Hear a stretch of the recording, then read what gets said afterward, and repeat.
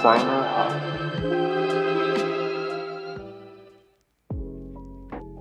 前回は、ドロドロとした昼ドラっぽい展開だったんですが、今回からは真面目な仕事のお話、紹介アーツ&クラフツについて話していきます。はい、そうですね。ウィリアム・モリスがいろいろデザインしたものとその彼の会社の話をしたいなと思うんですけれども、彼が作ったのって大体こう家の中のものじゃないですか、家具だったりとか、食器だったりとかもあったりして、多くはテキスタイルのものだったりするんですけれども、いずれも人のこう暮らしの中で使ったり飾ったりするものなんですけれども、この19世紀イングランドで住居がすごい増えたよって話を軽く触れておきたいなと思います。労働環境は確かにめちゃくちゃ劣悪だったんですけど、それ自体もモリスが生きている時代にこう徐々にマシになっていったりとかするんですよね。19世紀をかけて徐々にマシになっていく、でたくさん物が作れるようになるんで、物が溢れるわけですよね。人も増えていくんですけれども、でその人が増えていくので、特に都市部はそうですけれども、たくさん家が必要になるわけですよね。で物が増えていくので、徐々に労働者階級だったり、あと普通にその民間の人ですね、民衆いわゆる、もう生活の水準上がっていくわけですよね。技術も発展して、っていうその上がった生活水準とお金の余裕みたいなものが次住居の方に使われるようになっていくっていう流れがあります。労働者階級のその持ち家の割合も伸びていて、1850年に 5% だったのが、1910年には 10% 倍になる。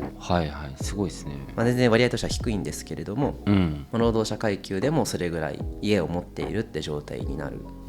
し、これがもう少し階級が上がっていけば、もっとこのパーセンテージは高くなるだろうなっていうふうに思います。でお家の中のその設備とかも整っていくわけですよね。上下水道が整備されたりとか、あとはそのプライベートを家の中で過ごすみたいなこと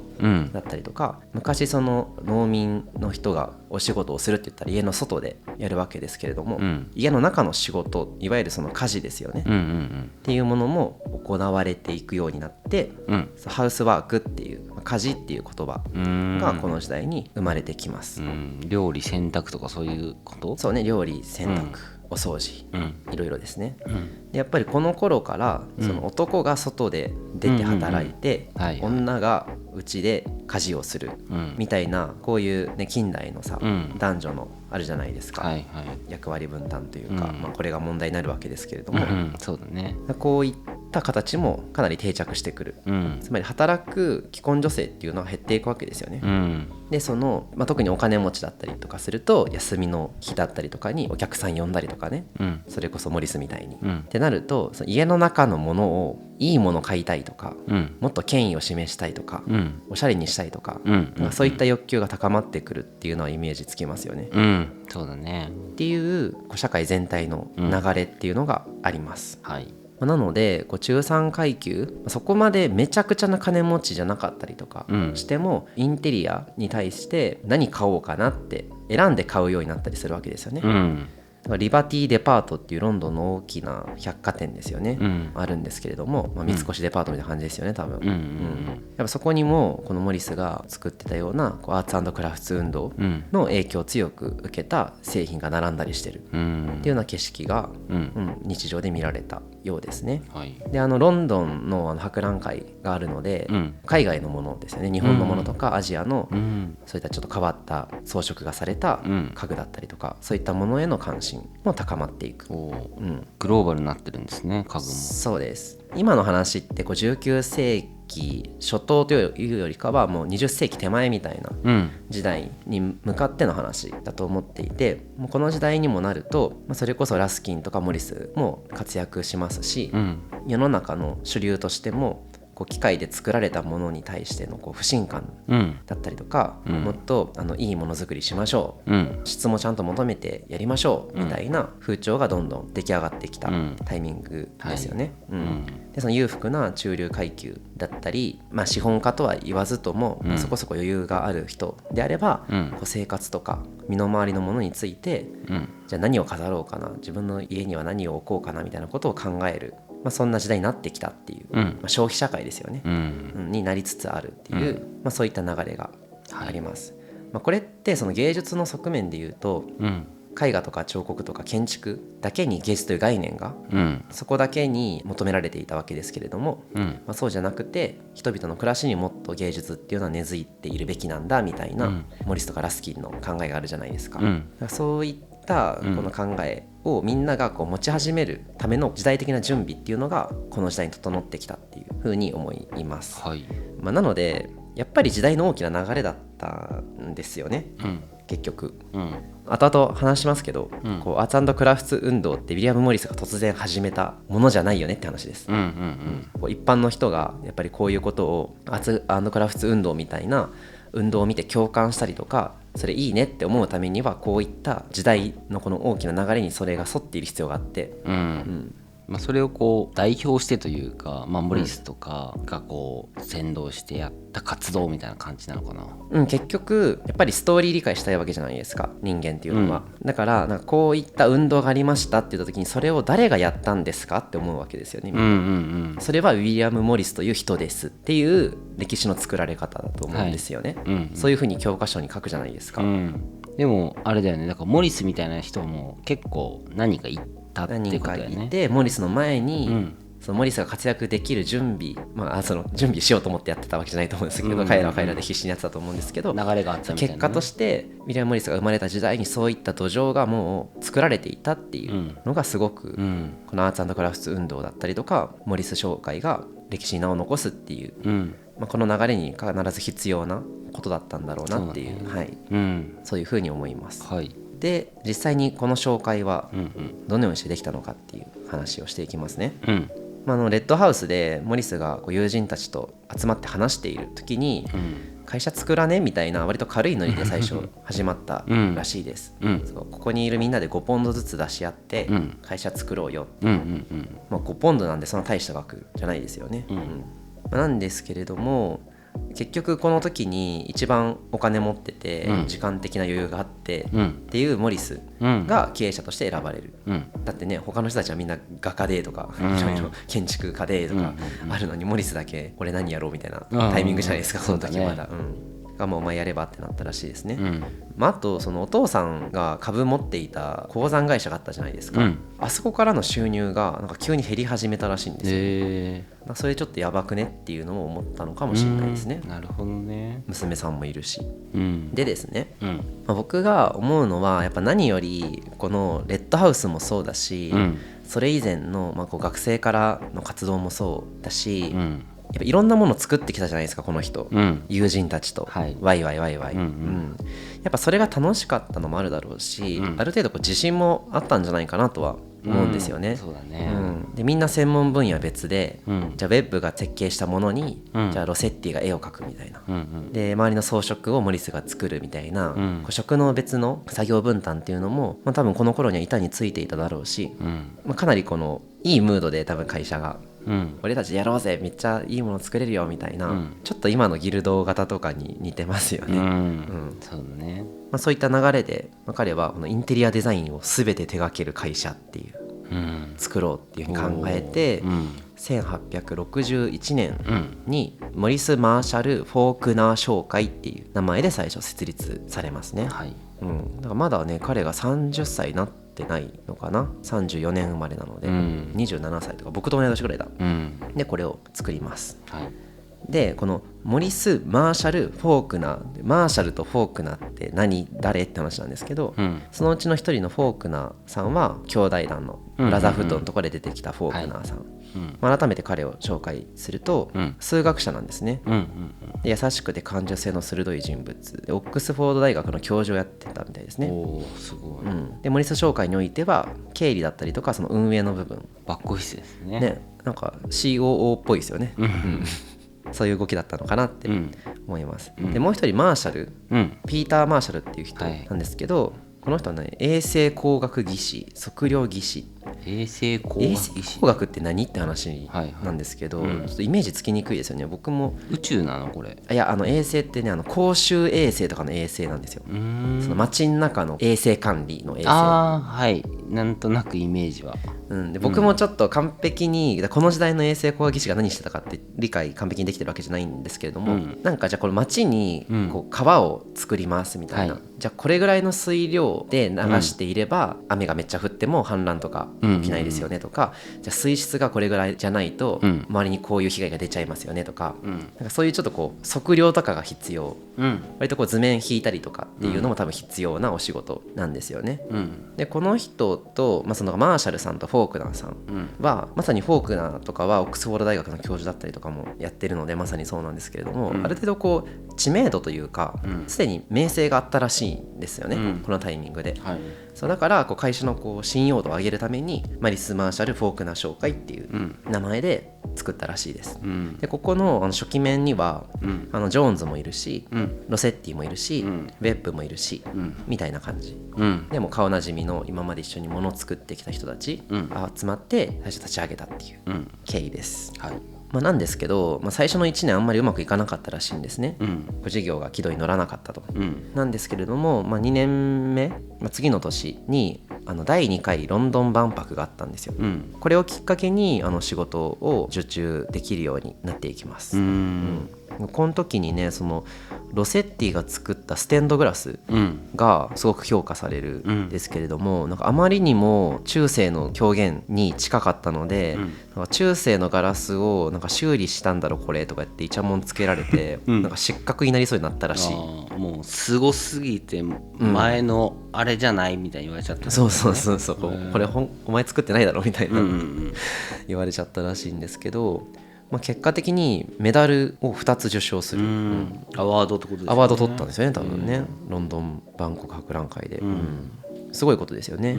でもこのガラスが特にこう注目されて注文が来るようになるんですよね、なので最初のこのウィリアム・モリスがここから物を作っていくわけですけれども、この紹介にとって最初の仕事っていうのは教会の仕事が割と多かったらしいです、っていう感じで紹介立ち上がっていくんですけれども、一旦その具体的な話をしていく前に、アーツ&クラフツ運動って何だったの、みたいな話を若干しておきたいと思います。教科書的な説明で言うと、アーツ&クラフツ運動っていうのは、その機械を使った粗悪品の大量生産っていうのを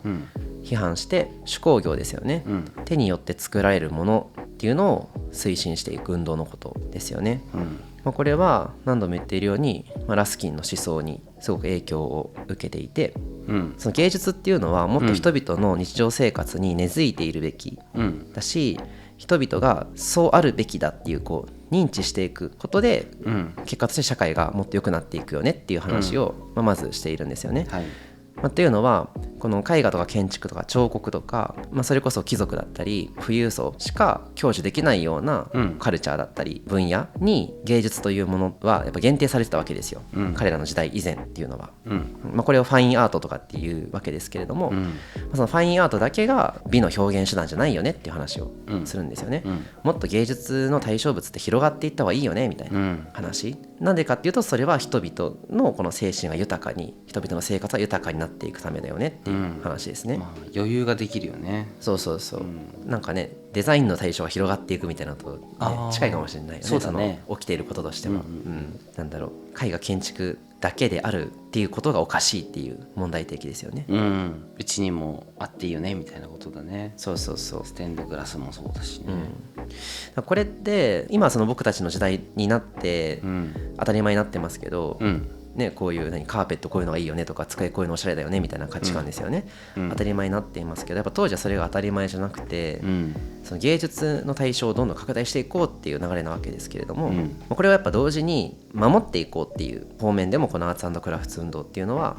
機能してるかなって思うんですよね、っていうのはこう産業革命によってもうすでにあったんだけども、この手工業とか建築物とか、昔から人々が代々作り方っていうのを継承していって、生み出されていった芸術っていうもの、確かにこの手工業、それこそ日本の民芸とかね、そういう話ですけど、手工業はこう芸術として認知されていないものもあったかもしれないけど、それは紛れもない芸術であるし、でこれをもっと残していかないといけないですよねっていう運動でもあるわけですよね。なぜなら、そういう形でしか残せないものがあるからってっていう話だと思うんですよね。うんそれをこう文明っていう風に言うと思うんですけれども、うんこの芸術という手段を取った時にのみ残せるものっていうのがやっぱりあると思うんですよね。そういったものの大切さを、特にラスキンは言ってたじゃないですか、建築物残そうねとか、この美しい風景を後世の人が知覚できるように写実的な絵を描こうねみたいな、話もそうですよね。はいこの時まだ写真がさその今ほど高性能じゃないから、っていうこの芸術を新しい分野にどんどん拡大していく動きと、今あるその芸術っていうのをちゃんと残していきましょうっていうこの2つの動きがあるのかなって僕はアーツ&クラフト運動を見て思いましたっていう。一般化していこうみたいな行動なのね。そうですよね。芸術、デザインというか家具なのかな、芸術、家具の中にある芸術性ですよね。これまでは貴族のものとか宗教的な権威に紐づいてね、そういうのをこうね普通の人というかがこう楽しめる選べるみたいなのはいいよね。やっぱね、本当にこの時代の流れだと思うんですよね。貴族だけじゃずるいとかそういうなんかそもそもやっぱり、その芸術が権威と結びついてたのって、その宗教的なものと絡めるためじゃないですか。そうね。芸術美しいものを見てうわすごい綺麗っていうこの感情っていうのは神様に対する信仰、宗教的な芸術と相性がいいじゃないですか。教会が素晴らしい綺麗なのは、そこがすごい神聖な場所だからであるという、このロジックってすごく分かりやすい。だから神聖じゃない場所に美しいものがあった時に、農民の一般家庭にめちゃくちゃ綺麗な宗教画があるみたいなことが、ダメとまでいかないけど、ない方が都合がいいじゃないですか、聖職者にとって。そうだね。でそれが徐々に宗教的なものがの力っていうのは弱くなっていって、民衆に権利だったりとか、そう力だったりとか、富というものが徐々に流れができていくわけですよね。その中で芸術というものも民衆の日常生活にどんどん根付いていくっていう風な流れですよね。それを促進していくための活動としてのアーツ&クラフト運動だと思いますね。だからややこしいのがその宗教が弱まっていって民間に芸術が広まっていくみたいな今の流れと、産業革命のその機械化によって芸術、その手工業的なそういう芸術が失われるっていうのはこれが同時に起きてるんですよこの時。だからややこしいんですよ。でこれが本当に世界的に広がっていくわけですよね。でですね、この芸術の対象を拡大して守っていきましょうっていう行動なわけですけれども、その手段として大量生産されたその粗悪な製品っていうのを買わない方がいいよねっていうロジックが簡単に生まれるじゃないですか。でこれってその当時すごい勢いで広がっていたこの資本主義的な動きに対してアンチしていく流れですよね。そういった流れに容易につながるし、美しいものってみんなで共有すべきだよねみたいな社会主義的な考えにもつながるし、で特にこの買わないみたいな運動ってすごく非暴力的で倫理的じゃないですか、っていう意味でも過激じゃないし、なんか割とそのモリスがアーツ&クラフト運動をやっていたっていうのもあるし、この資本主義に反して社会主義的な活動をしたみたいなことが割と全てつながっているように僕からは見えたっていう感じです。そうね。ちょっとややこしくなってきた。そうだね、ややこしいね。でも時代背景だからっていうのもあるしね、みんな求めてるというかね、そういう時代にだんだんなっていけばいいよねっていう人たちがやっぱり多かったからっていうのもあるだろうね。だからやっぱその繰り返しになるんですけど、アーツ&クラフト運動ってウィリアム・モーリスただ一人でどうにかなった話ではなくて、そうだね。でこれがこの後に世界に広がっていく、でそれぞれの国でいろんな受け取られ方をして、咀嚼されて、その国の文化に大きな影響を与えていくっていうのはやっぱり必然的な時代の流れっていうのが間違いなくあったっていう風に見えるよねっていう話です。はい、ということでちょっとアーツ&クラフト運動について話したんですけれども、結局これがそのモリスの紹介とどういう風につながってるのかっていう、ここをちょっと整理しておきたいなっていう風に思います。このアーツ&クラフト運動って、その大きなムーブメントなわけですよね。何か分かりやすいこのアクションを取ったらアーツ&クラフト運動だってわけではない。でさっき言ってたような手工業による美を取り戻そうっていうこの思想に基づいて行われた行動であるってすごい抗議の定義ができると思うんですけれども、この思想をもとにじゃあ何をみんながやったのかっていうと、論文を書くっていうのもできるだろうし、講演を開いて人に演説をする、社会はこうあるべきだみたいな、こう政治的な活動も含めてね、うんできると思うし、で一方で実際にこのアーツ&クラフト運動の思想を元にしたものづくりっていうこともできると思うんですよね。うんほら手で作ったらこんなに素晴らしいものができるんだから、機械で大量に質の悪いものを作るんじゃなくて手工業でやっていこうよっていう風に説得力が生まれるじゃないですか、実際にものを作ることで、そうだよね。それをやったのがモリス商会だよねって話です、だからまあ機械でね大量生産するってこの時代だとまだそんなに精度が高いかっていうとそうでもないだろうしね、だからやっぱそれはもう職人が一からオーダーメイドというかそれで作った方がやっぱりいいものができるし、まあその前はだって貴族とかさ、まあ、さっきこの話したその教会とかのステンドグラスとかをやってたプロが作ってるものだから、それはクオリティ高いよね。そうですねそうですね、まあ、そういったものをちゃんと残していこうよっていうことだと思うんですけど、はい、まあ、まとめるとこの手工業による美を取り戻していこうというこの思想っていうのは、ウィリアム・モリスだけのものでもないし、つまりアーツ&クラフト運動もウィリアム・モリスだけのものではないし、ただこの手工業いいよねっていう思想を軸にコアにものづくりをめちゃくちゃ作ったっていうのがこのモリスの紹介のやったことであるし、それとはまた別でウィリアム・モリスってすごい講演回数やってるんですけれども、講義をめちゃくちゃしたっていうのがこう、まあ、そのなんだろう総量がすごく多くて影響力が強いっていうのがこうウィリアム・モリスっていう人だし、モリスの紹介だったんだと思うんですよね、っていう整理をしています、はい、ちょっとややこしかったですかね。そうだね、まあ、でもこのアーツ&クラフト運動っていうちょっとこれ何かわからないみたいな分かりにくいもの、だと思うんですけど、まあ、とりあえずそのモリスだけのものじゃないよねっていうところだけ認識を合わせて話していければなと思います。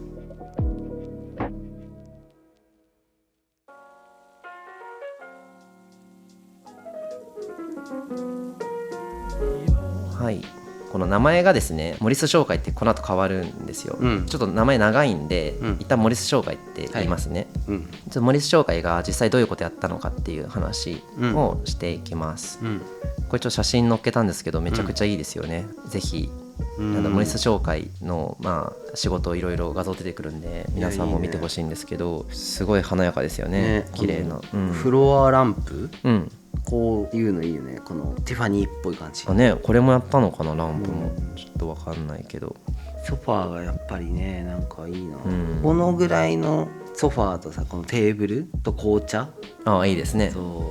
こういう暮らしがしたいですね、こんなスペースないわ、余裕が、しかもこれあれだよね、その奥をちょっとこう部屋のやつ見るとこれは暖炉ありますね、う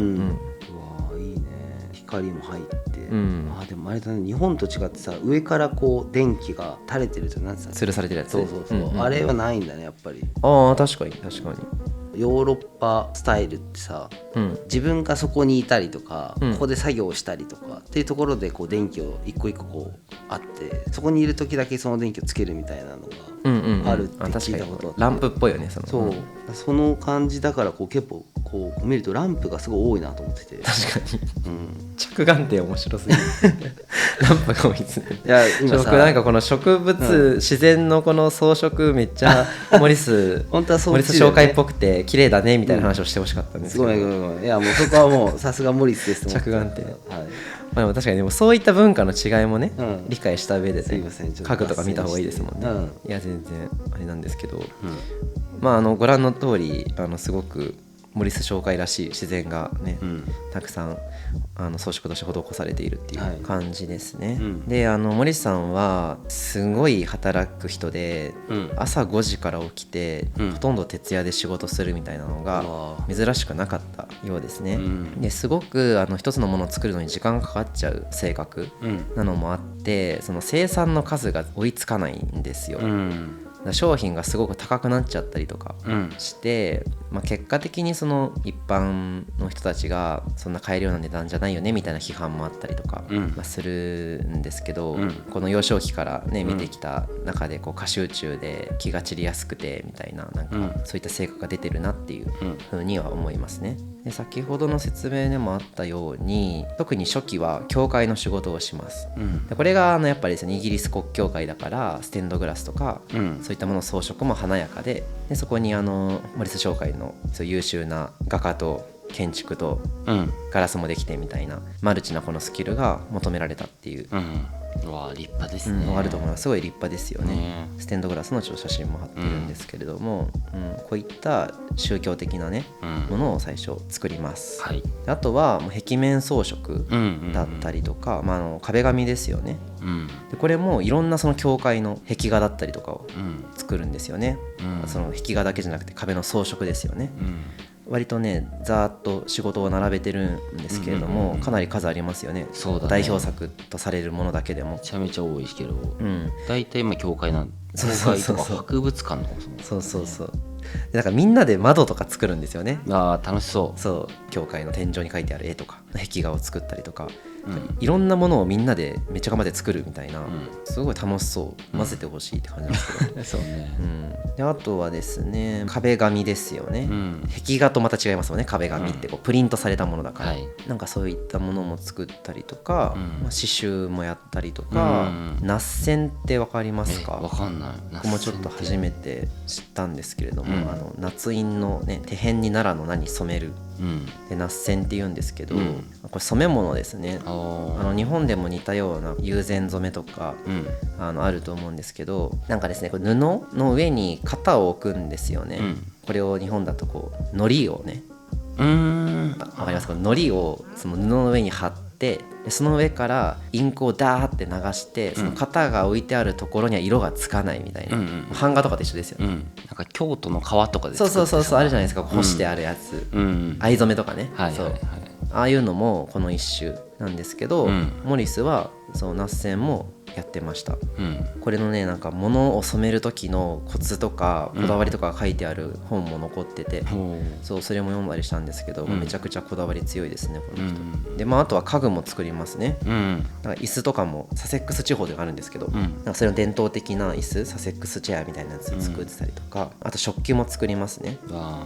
でなんかこの辺をウェッブが作ったんですよね、建築家の。この人器用な人だなって思うんですけど、僕がウォルサムストーのウィリアム・モリスギャラリーに行った時も、食器とかありましたよ、すごい綺麗な家具も立派な食器棚とかね、あってまだ残ってるっていう、あとタペストリーですよね、大きなこのそれこそね彼が幼少期ねエピングの森で見たようなね、タペストリーだったりとか、あとタイルですよね。これはもうお箱ですよね、モリスの。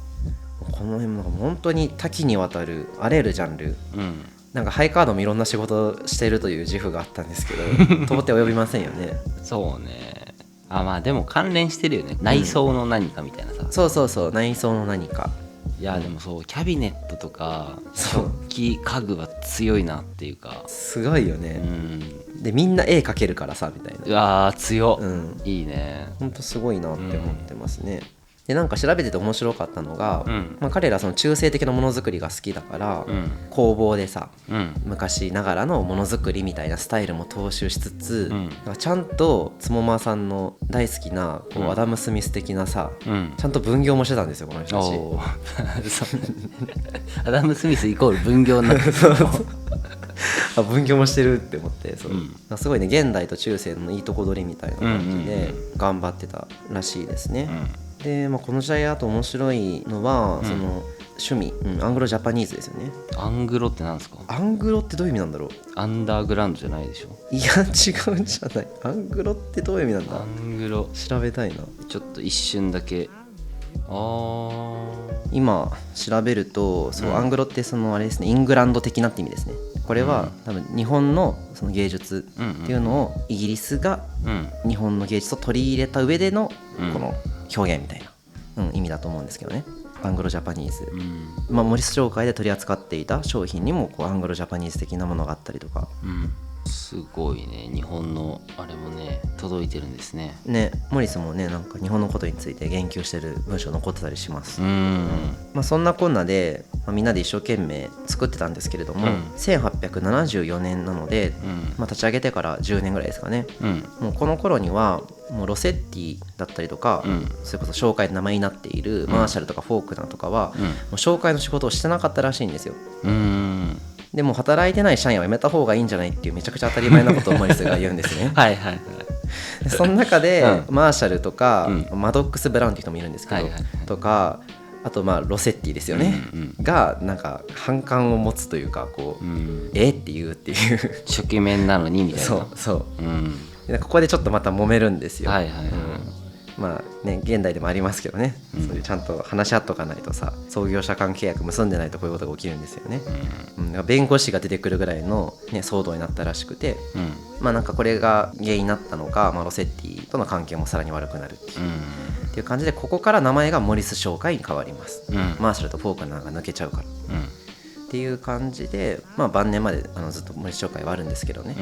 ここが一つきっかけとなるというか、青春的にこう楽しんでものを作るみたいなフェーズがもういよいよ終わってくる、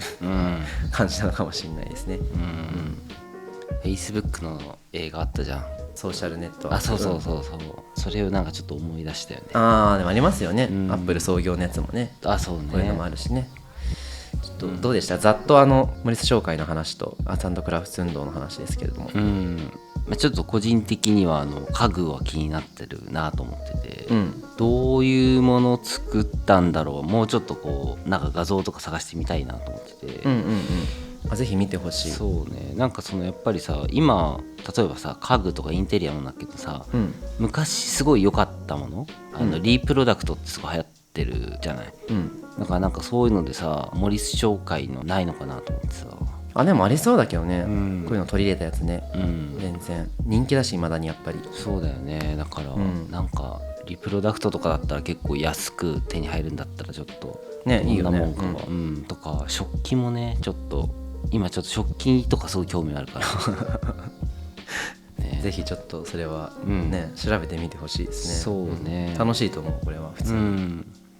そんな感じですかね、とりあえず。次回はこのアーツ&クラフト運動がイングランドの外に出て、世界中に広まったいくわけですけれども、そういう話ができればなと思ってます。では今回はこの辺で、また次回お会いいたしましょう。ありがとうございました。ありがとうございました。